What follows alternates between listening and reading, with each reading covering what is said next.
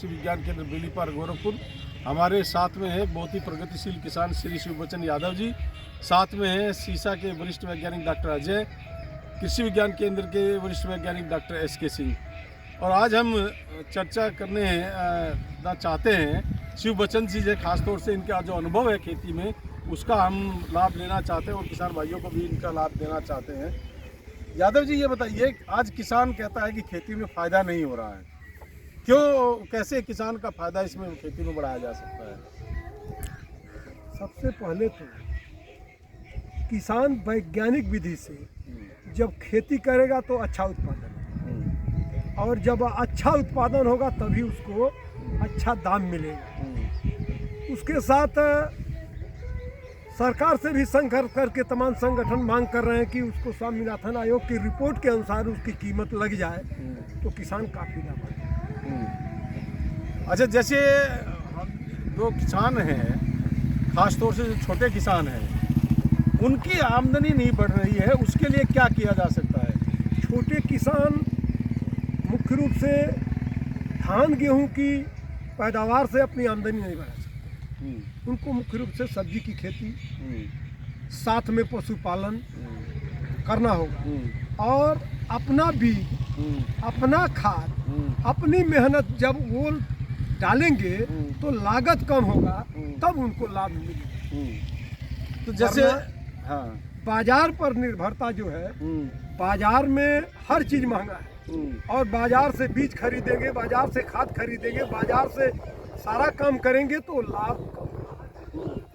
जैसे पहले जो खेती होती थी वो ज़्यादातर पशु से होती थी, घर के आदमी खेत में काम करते थे। आज हम देख रहे हैं खेती में लेबर ही नहीं मिलते, घर का आदमी काम नहीं करता है, तो इससे खेती हमारी जो है महंगी हो जा रही है। इसके बारे में क्या विचार है? आज जो मशीनीकरण आया है वो वास्तव में वैज्ञानिक रूप से तो खेती होनी चाहिए, लेकिन मशीनीकरण पर निर्भर नहीं होना चाहिए। पहले हम अपना बैल रखते थे, जुताई लगता ही नहीं था, कुएं से पानी चलाते थे, पानी का पैसा लगता ही नहीं था, कंपोस्ट खाद बना लेते थे, खाद का पैसा नहीं लगता था, उत्पादन कम होता था लेकिन उसमें लागत ही नहीं लगता था, इसलिए लाभ दिखाई देता था।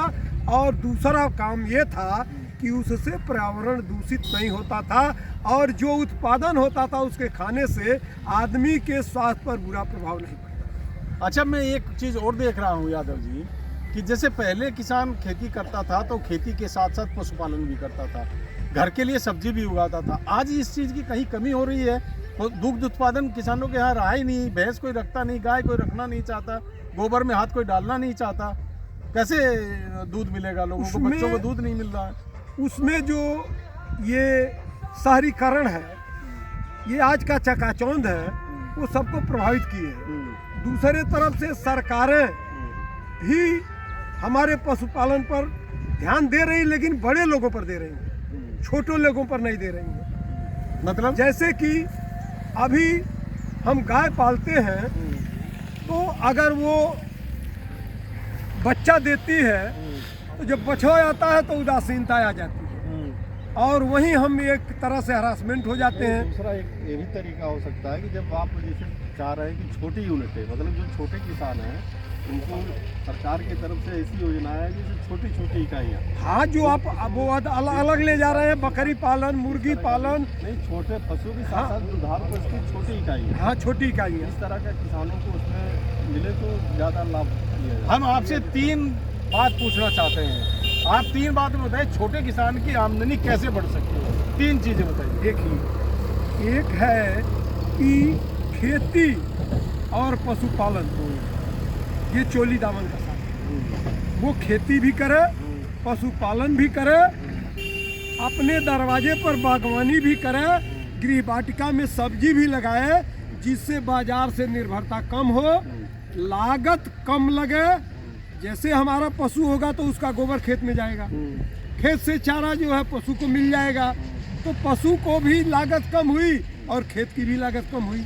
और कुछ बागवानी करेगा तो उसको फल और साग सब्जी बाजार से नहीं लेना पड़ेगा, इसलिए वो आत्मनिर्भर होगा और आय जो है कम भी होगी तो लाभकारी होगी। अच्छा, ये जो मशीनीकरण है, आज हम देख रहे हैं कि अगर कंबाइन न होती तो लोगों का काम खेती नहीं कर पाता, अगर सुपर सीडर न होता तो गेहूँ की बुआई ना हो पाती, धान की बुआई ना हो पाती, क्योंकि आजकल फसल अवशेष को जलाने की गवर्नमेंट मना की हुई है। तो इसके बारे में क्या राय है? हमारा ये राय है कि यहाँ कई तरह के किसान हैं गाँव में।